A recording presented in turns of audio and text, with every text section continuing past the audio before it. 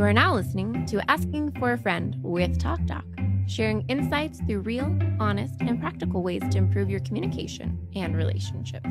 Featuring your hosts, Dr. Pamela Kreiser, Meredith Edwards-Nagel, and Taylor Polindo. In just a few days, we'll be celebrating Mother's Day in the United States.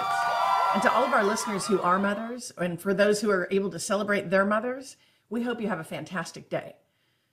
We want to recognize that some of you might be missing your mothers this year, and others of you maybe want to become mothers. We simply want to acknowledge you and let you know that we consider you part of our tribe too. So now I invite you to listen to our conversation about motherhood based on our experience. And our newest mother on the podcast, Meredith, will be interviewing Taylor and myself to talk about our experience. Hope you like it. I mostly just wanted to give a quick tidbit to people out there. I am terrified of this upcoming motherhood process. Yeah. But also at the same time, being 8 months pregnant, I feel that I'm harnessing some sort of like bearish quality that is reducing my fear at the same time. So I'm simultaneously the most scared I've ever been of something and knowing that I can tackle this thing that's before me. Well, because I must, there's no option. It's just, I got to do it. With that being said, if there's anyone out there that wants to be a mom or is about to be a mom or is in a position like me, I'm the new mom asking the questions of the already being moms, which I would also note both of these women have had multiple pregnancies, and being 8 months pregnant, just that alone, wow. How you have done this. I have a whole newfound respect for you in my 10 plus years of knowing you both. I am, wow, I don't have the words. Don't have the communication for this communication podcast. Before, I guess, I jump into your questions. Mm-hmm. Can you each tell us a little bit about your family and your role as a mother and about your kids a little bit? Yeah. We have 3 kids, 27-year-old man, 25-year-old woman, 22-year-old man. Dang. So they're not even kids, right? Yeah. Mm-hmm. They're all great. They're all trouble. They're all warped by me. Sorry, kids. Yeah, I have 2 boys. They are 3 and 8 months. And they are the reason that you're a little bit sick today, I understand. Oh, yeah. They always take me down first. Yeah, which you'd think that they would not do that because you're their only friend, right, in this world. You know, that's rude. Okay, so we have ranging from baby, toddler to adult. Mm-hmm. And I am in the stage of who even knows what this child looks like because they are still really nice and cozy inside, and I am looking forward to their exit. I don't know. That's probably not exit. A good. Yeah. That's probably the one thing I didn't think enough about becoming a mother. The exit? Yeah, the exit. Okay, we'll jump right in with some questions. I'm curious what a first memory is when you first felt mom. I think of a few different things. So I kind of question going through miscarriages, the mother and loss and like that kind of feeling. But then I think I initially go to like Mama Bear, and it was a nurse. We were in the hospital. I had my first son at home by accident, but then we went to the hospital, and I don't know who it was, but a woman came in and she was very rough and she was in like a mood. She was not having a good day. Something was going on, and she just handled him like so roughly and was kind of abrasive. And I just was looking around, and I just wanted to get out of that bed and like punch her in the face. So that was kind of like rage. I was like, Mother Bear. Don't be rough with my newborn. Like, what is your deal, lady? I was not pleased. So it took a lot to kind of like, I don't know, hold it back. But that was the first, I guess, the protection. The first feeling. Is that a terrible story? No.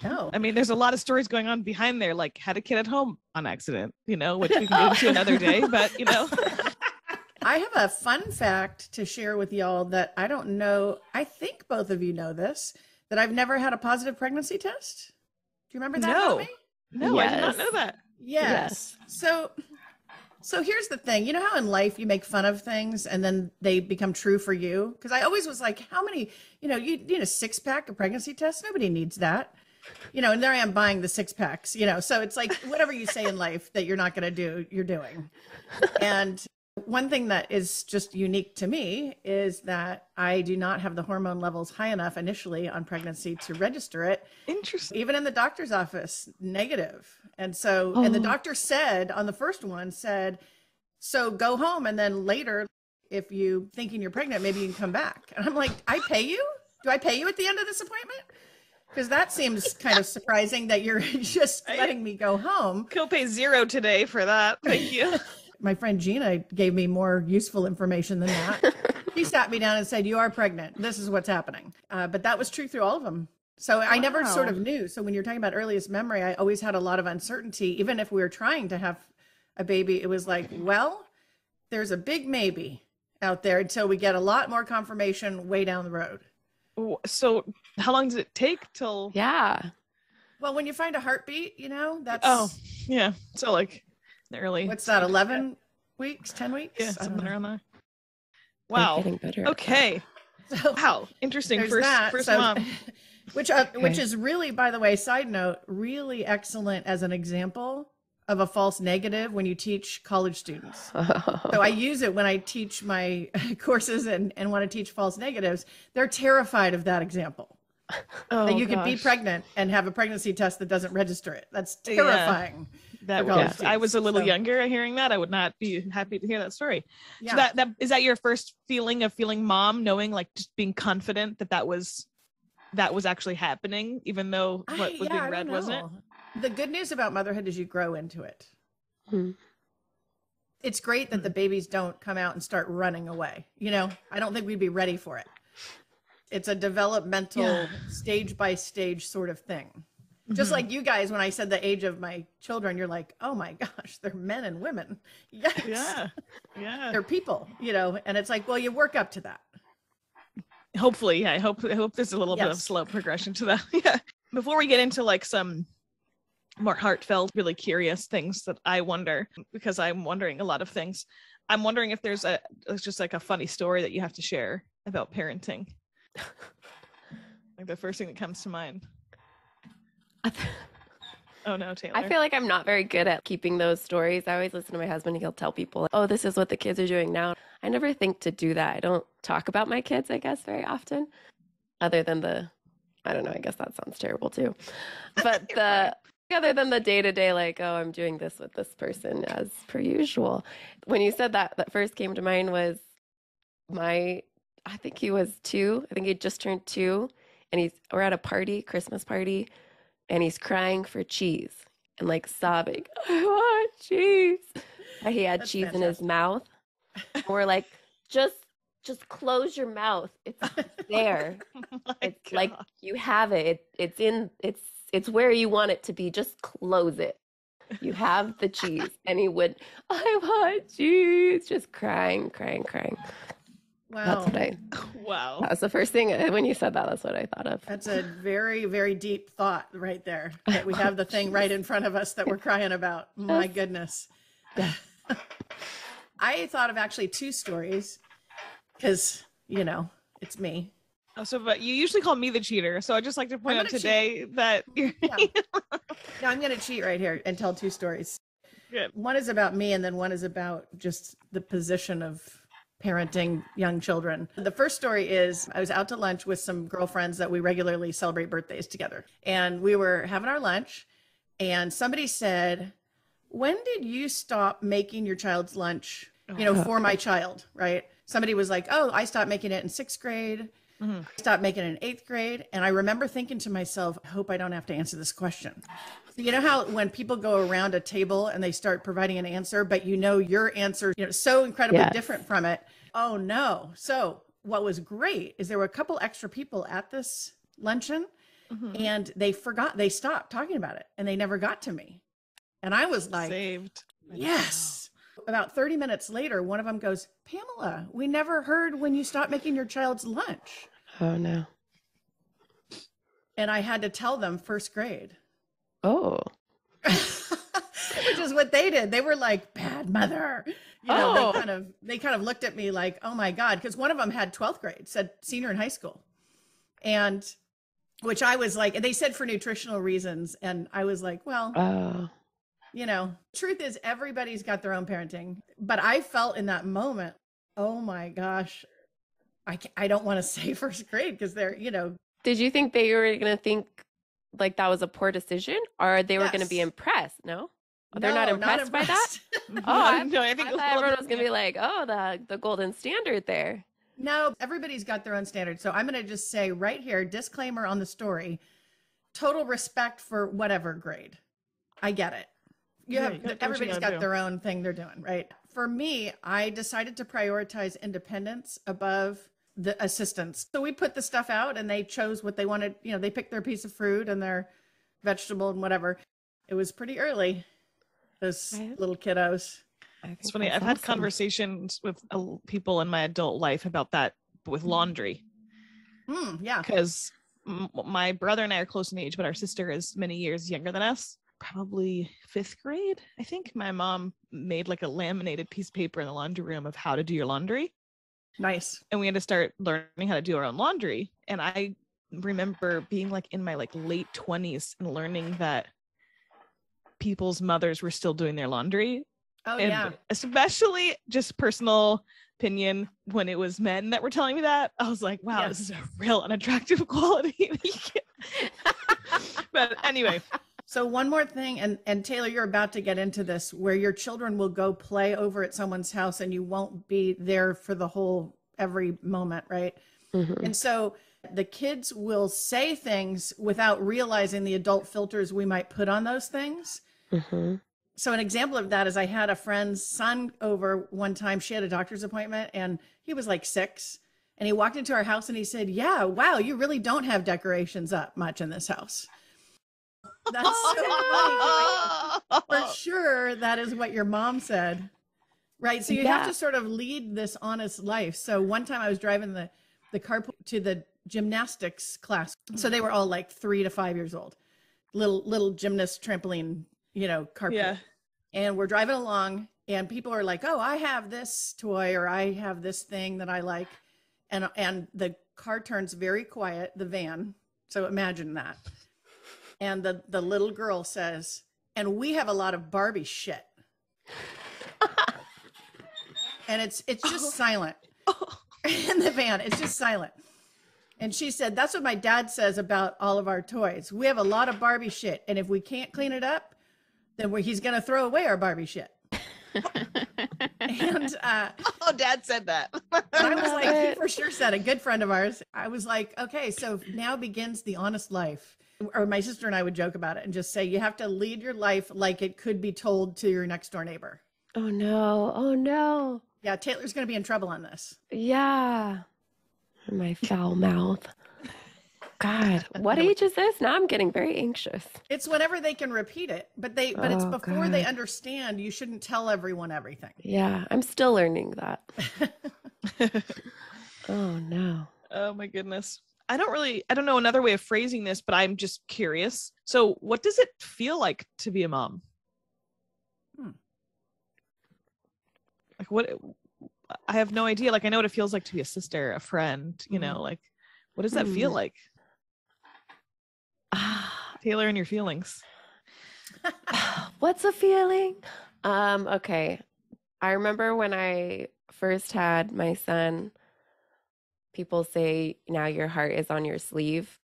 It's the visual. It's not a feeling, but I picture that basically an immense vulnerability because there's this person that you care about. You're just vulnerable because you can't protect them. They're not yourself. You can't protect them in the way that you would protect yourself. Feeling is vulnerable and scary. Is that a feeling?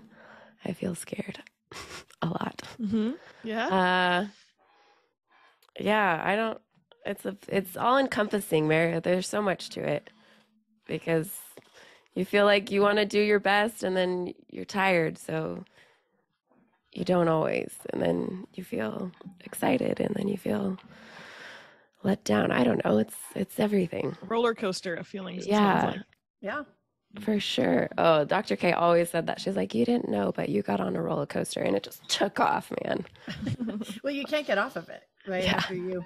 Is that Like, your feeling, the roller coaster? No, I would say vulnerability is the first word I thought of. Same as Taylor. I would say that. Right. And that's interesting being as far ahead in the stages.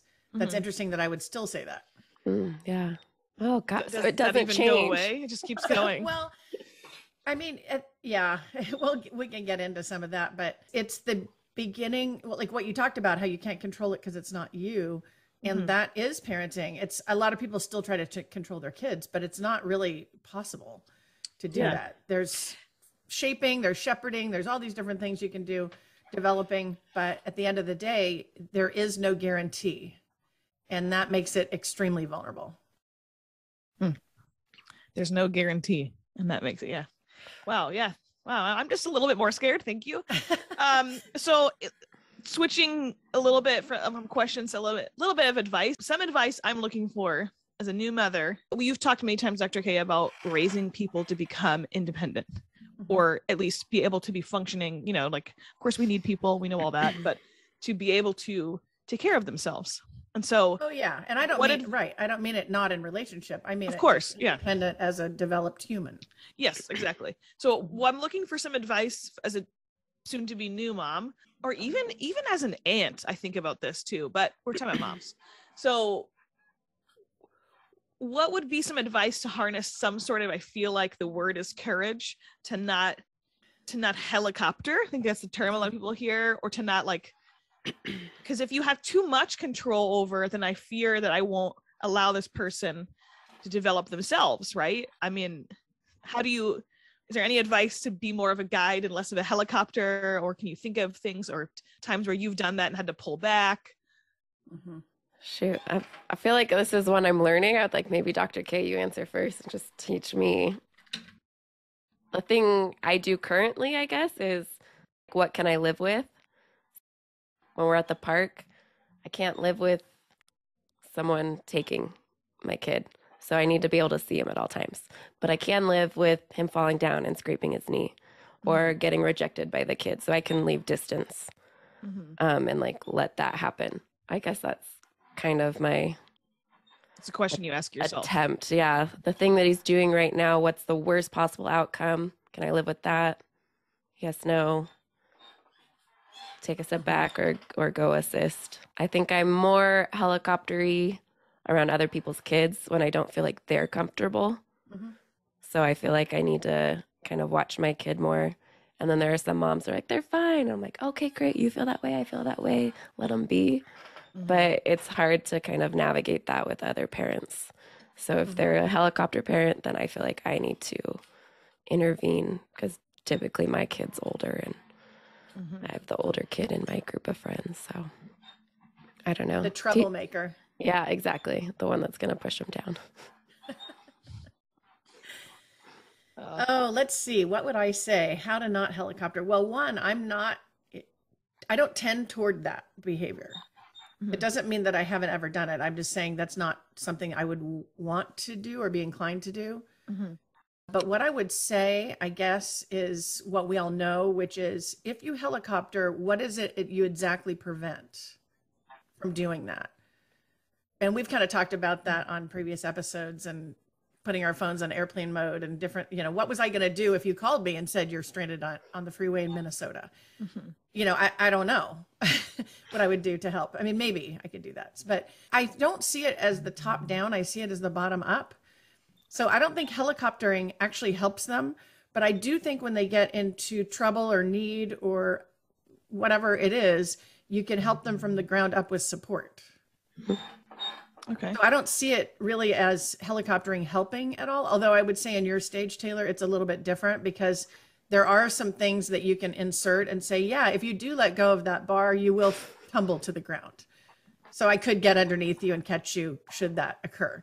Right. So it's a little different. But as far as them making their adult decisions, there's nothing I can do really. I mean, to affect that, they can make lots of choices, do lots of things. And so then the question becomes, what could I do that would be productive? And it's providing ground support for whatever that need is, whether that's a conversation or a financial need or a support of some kind, and understanding that that is meaningful to that kid. It's funny, in asking this question of you, Dr. K, I was thinking about conversations I'm not sure if we've had on the podcast before or just together in life. They all mix together at this point. About technology and helicoptering. So there's options to know where your children are located. Yes. Is that something that you would put in a helicoptering category if you're going to create someone that can be an independent person? So I know people that do that. And I knew people that did that when their kids were in high school. And people do it for a variety of different reasons. I'm not trying to say you should or shouldn't do that. Sure. For me, I never did it because I never wanted to speculate when it didn't make sense. So let's say they left their phone at somebody's house, and then I think, oh my gosh, they're not driving home now. They're breaking the curfew. And I could make up a giant narrative about that, only to find out it's just because I left my phone at my friend's house. I was actually doing all the things you asked me to do. So for me, I decided to not do that. But some people do that and they say, okay, good, they made it to work, or okay, good, they made it to school. And people do it for a variety of reasons. For me, I felt that it wasn't actually for them. My decision, mine was for me. So I wouldn't make up any kind of backstory about what I would see on where their location was. So it sounds like with this advice, you guys ask yourselves a lot of questions. Is this something I can live with?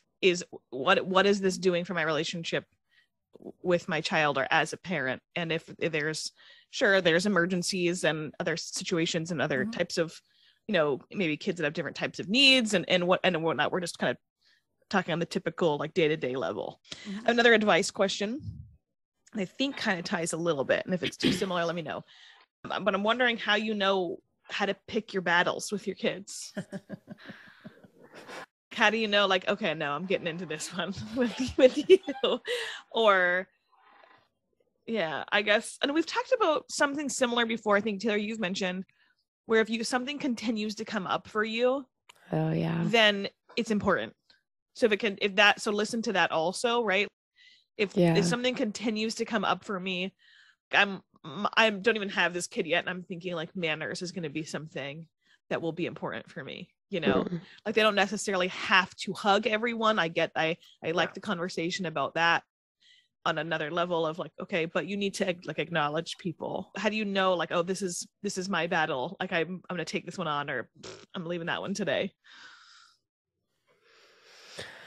See, I feel like all these questions, I'm asking myself this daily, Meredith. I don't know.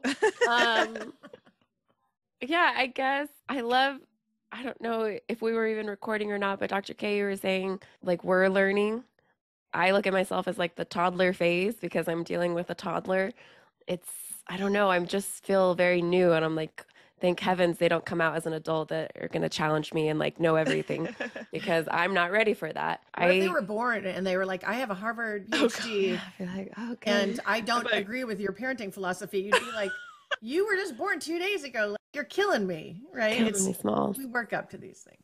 Yeah. So I'm learning. I don't know. I'm asking this question a lot. Parenting books every day, listening to those, and they contradict each other. So that's fun. I think about what's important to me, the greeting thing. It's funny. People are trying to talk to him right now, and he is not a shy kid, but all of a sudden will get shy. And so I'm like, oh, now I have to teach you how to talk to people. This is new. Okay, what are we doing with this? Yeah, I guess what's important to you? You have to ask yourself, talking to people, greeting people, that's a big one for me. So I'm always telling him, wait, you have to acknowledge them. I don't care what you say, I guess, to look at their eyes and answer, give some kind of acknowledgement that they were speaking to you.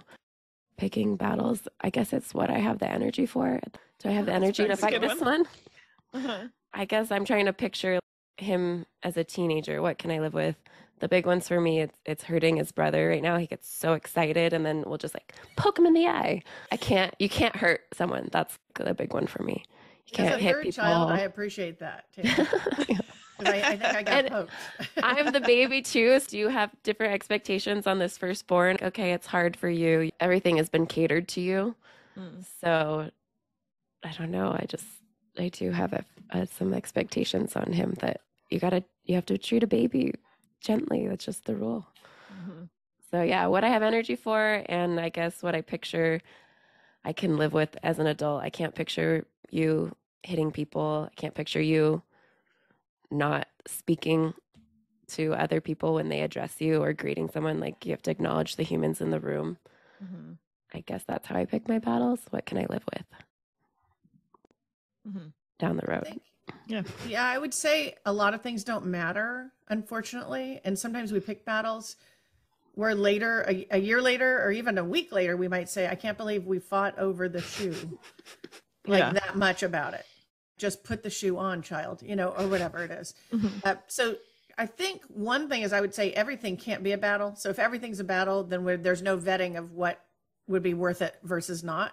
And I think if you think about battles and wars, I would say what you're talking about, Teighlor, is more about like, what's the war stuff? What are the big deals? Yeah. And I guess what I would say is I don't know that I have a solution, except for if you don't do any thinking about that, you're going to fight too many battles probably. If you don't have an objective. So an example of that would be something my sister taught me, who I got a lot of parenting advice from, great parenting advice. And she really influenced me. She always used to say, your goal is to foster self-control. And especially going through middle school and high school. So the more self-control you have, the less controlling I have to be on you. That's the principle. Yeah. And so all of the decisions after that were about that. If you're controlling yourself and you're doing what you say and you're coming home when we talked about and you're doing your responsibilities around the house or keeping up your grades or whatever it is, if you're got yourself dialed in, then I don't need to do things. But if you're doing things that are out of control, dangerous or harming others or whatever, then maybe I might have to step in. And that kind of, for me, always dictated what needed to be a big fight. Because if you think about it, let's say you have a kid who's doing well in school, whatever that is defined as. And I don't define that as A's. I define it as whatever their ability is. So they're doing well. So why are you fighting them about study time? Because you're already there. There's no battle to have. But I think sometimes people get into battles, unfortunately, when they're maybe not warranted. Good point. I think it's really good to have principles, moral principles that you have in place that you can pass on to your kids. And I think that helps them navigate a lot of situations. So an example that I would give you is what my kids have called Mommy's Rule. That's its name. Yeah. If you called them today on the phone and said, what's Mommy's Rule? They would repeat it to you. Oh. What is it? Still today, they would be able to easily articulate Mommy's I know Taylor's. I want to know yours. Okay, so I remember that one. I know so Mommy's Rule is never make anyone aware of what they don't have. And that's a moral principle of feeling you're better than someone, or you have, like, I have money, you don't, or I got an invitation to a party, you didn't, or I have this accomplishment, you don't. I was very strict about that concept and talked about it with the kids growing up, saying, be careful socially with making people aware of what they don't have. So your principle in life is not to expose other people's inadequacies or weaknesses or deficits. And if you do that, you're on the wrong side. You've got to follow Mommy's Rule, which is don't make anyone aware of what they don't have. I like that a lot. You can have it, Teighlor. You can use it. I absolutely will. Yeah. It's good because even when you say I have a toy and you don't have it, like, it's from a very young age. Yeah. That's really interesting. Wow. Yeah, that's a good one. Never make anyone aware of what they don't have. Bragging or it's kind of in an arrogant thing. There's a lot of things that tempers against. Even getting along socially, just living better with other people. But that's, if you called them today and said, what's Mommy's Rule? They would all be able to repeat it. I like that. I don't think of what I want mine to be. I know Teighlor. Can I say Taylor's? Can I say? Well, that's our family rule, but yeah, go ahead. It's your family rule? Oh, I feel like it's like the house rule. It's the house. Just don't be a dick, right? Yeah. I mean, it kind of goes with what Dr. K said, just probably a little more emotionally intelligently, maybe, which is kind of what we've been talking about recently, what we're trying to lean towards. We're gonna grow. A couple more questions. We'll wrap on a. Are you getting more hopeful now? You know, it's not the Scare Meredith podcast. I will say I love these conversations, and definitely I am very pregnant. So that's why, well, my eyes just started welling up. But the thing that's fun for me is that I get to have mothers like you guys in my life, and that I'm excited to learn from still. So I'm really scared, but I'm really hopeful that I have people like, and mothers like you guys in my life, and my own mother, to be grateful, to want to do things similarly, you know? So, Yeah.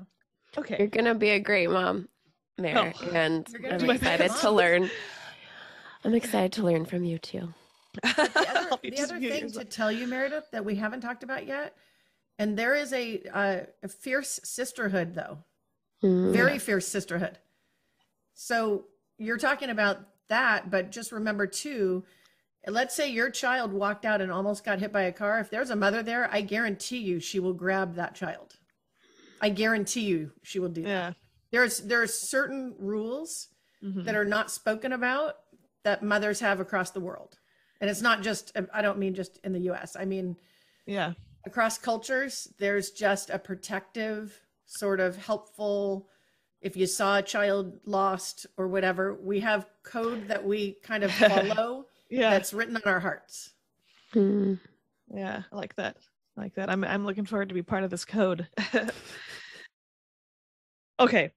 A couple other things. Does your confidence about how you mother, does it change over time? Do you become more confident? Are you in waves? I feel like I'm already nervous. I'm going to be the person that's, wow, I'm killing the game this week. And the next week I'm going to be like, I am the worst. Like they should have another mom or something. How do you go through that? I guess Dr. K, you more answer because you have little bit more years of experience mothering. So how does your confidence change over time, month to month, right? Or week to week even? What's funny about your question is as soon as you said, when you have a feeling like I'm killing it, then that's like right next thing you do, it's going down. Everybody's getting sick and you're going to be throwing up with the kids and nobody's killing anything. Yeah. Right. So there's a part of that question that made me laugh a little because I thought, oh, that arrogance precedes the fall. But I would not say that I find mothers to be arrogant, though. I think it's more common that women would say, I'm trying to stay in this or trying to do my best or trying really hard not to screw this up. The hard part about the mothering over time is it's always a new scenario, whether that's a new child, because you can go into thinking your children are all the same, but they're not. You already are seeing differences, Teighlor. And when you have multiple kids, there's a comparison right in front of you. And what worked with one child doesn't work with the next one. So you can be confident, but that you got nothing. Yeah. I mean, you have one child that you can take away everything and they will be completely unaffected. And it's like, well, that's not a strategy with this particular child. What works here doesn't always work there. And that makes you maybe not as confident collectively to say it's like sometimes that strategy works. I can even feel that as like a sibling. I know what worked on my siblings didn't work on me, and what worked on me didn't work on some of my siblings. That's an interesting puzzle for any parent, mother, father, whoever, to solve. I have to actually know my people pretty well. If I don't know my people and I'm trying the same strategies, certain ones work and don't work on others. Why am I trying the same strategies? That's silly. Yeah, I appreciate that. That way you said that. So you really got to know your people. Oh yeah. That actually matters. So that's part of what you were saying earlier about being curious about your kids. And, we don't know what we don't know, and understand how they roll and how they would react. My husband and I play a game sometimes because I'm fairly good at predicting. So I'll say, I bet so-and-so is going to call us right now. And sure, the phone will ring. Or I'll Get say, out. When we talk to so-and-so, one of the kids, they're going to mention this thing and they'll do it. And he always goes, that is crazy. But it's not because I'm skilled. It's just because I've done the work to find out what it is that is the thing on their mind. And understanding that it will be different for all of them at different times. But if you don't talk to your kids, you're not in the game understanding some of what's going on, you can never understand it all, then you're missing the information you need to be connected and know your people. I really appreciate that. Thank you. going to think about that. But She's in the writing it beginning, down. the beginning, I just need to wipe her butt, right? Like make sure she's clean. That's how I'm going to get to know her in the Start beginning. with the basics. Yeah. Yeah. Eat and sleep clean. Tay, did you get a chance to answer that? Oh, me? Yeah. What she said. I have moments where I'm like, we're doing it. Yes, it's happening. And then I'm like, oh, and it all fell apart. Yeah. The ride of that. Yeah. So it's the confidence, the arrogance thing. Yeah. I think, I don't know. I thought she said it really well.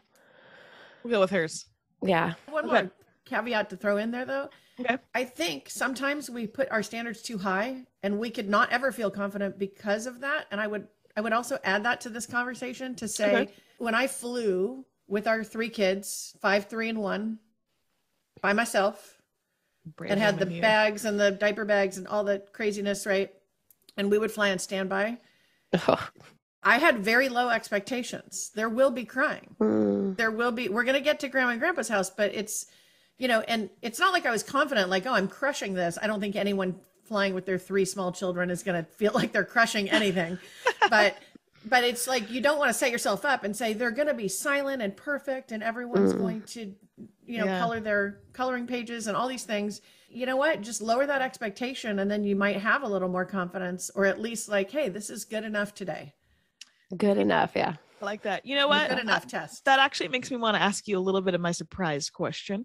Oh, surprise. Which sounds like a lot of what I'm hearing is that we will, as mothers, lack so much control. How do you prepare yourself for the lack of control in every day? I am resonating with what Dr. K was saying about like knowing your people. I'll take my oldest like very well. I spent a lot of time with him. I walk through like what his experience is going to be. What does his day look like that day? We were in the sun. He's going to be tired and drained now. He was running around all day. We missed a nap. So just kind of like gauging what was his experience and what do I want our experience to be, and then gauge what I'm going to do with that information. Sometimes I'm like, oh, he had a really mellow day. He had a nap. He's eaten.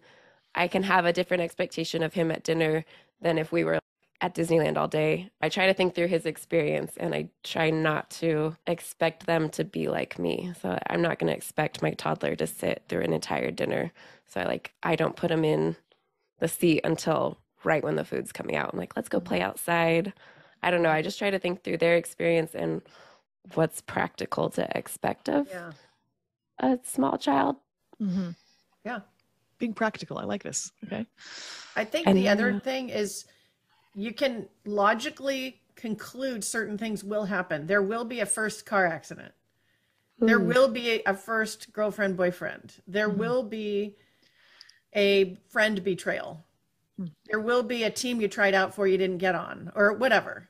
There also will be awards. There will be victories. There will be moral displays where you go, wow, that kid's like really got it, showed kindness in this moment where kindness wasn't there, or whatever. I think understanding that life will happen.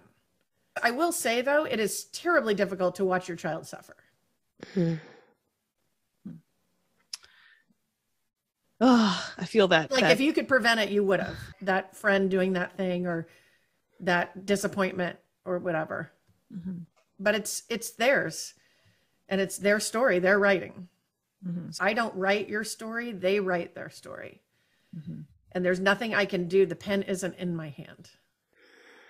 So what can I do? I can provide them all the things that you were talking about, Teighlor. I can provide them a great structure to write their story. I really like that. I wonder how I'm going to. And it's still a beautiful story, by the way, with heartbreak. It's still a beautiful story. I think so. It's just not the story we want to write.